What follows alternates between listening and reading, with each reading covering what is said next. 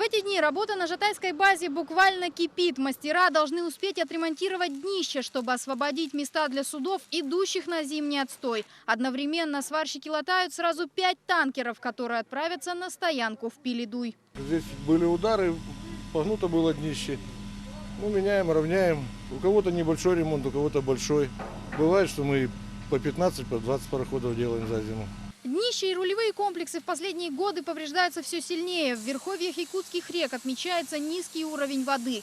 По этой причине сегодня уже закрыто судоходство на участке Осетрова-Киринск. В этом году глубина была всего 90 сантиметров и приходилось использовать дополнительные силы. А сейчас очень мелко, сейчас вот протаскивают, БТК наши работают, буксера работают на проводке там на верхнем участке. Такого у нас не было еще, по-моему, никогда. Те, кто завершили навигацию, уже отправились к местам зимнего отстоя. В Хандаге встали 2 судна, на подходе еще 7. В Жатае к ремонту пока готовятся 3 баржи и теплоход. Речники надеются, что они успеют принять весь флот на зимовку, пока в затоне стоит высокая вода.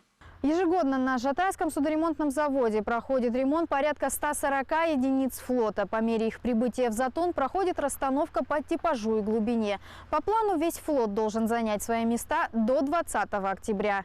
Основной объем грузов, планируемый в навигацию, уже доставили в пункты назначения. Это более 1 миллиона тонн. В арктическом направлении завершена разгрузка судов на Индигирке. Генеральные грузы идут на Колыму, Яну и в порт Тикси. Осталось доставить для получателей реки Колымы ориентировочно около 1500 тонн. ТС в Тикси в настоящее время выгружается. На Яну осталось доставить 2000 тонн ТС. Из-за низких уровней воды в Усть-Куте остались 7000 тонн грузов для Мирнинского и Ленского района. Их доставят до получателей после открытия зимника. Анна Лебединская, Денис Попов. Вести, Якутск, Жатай.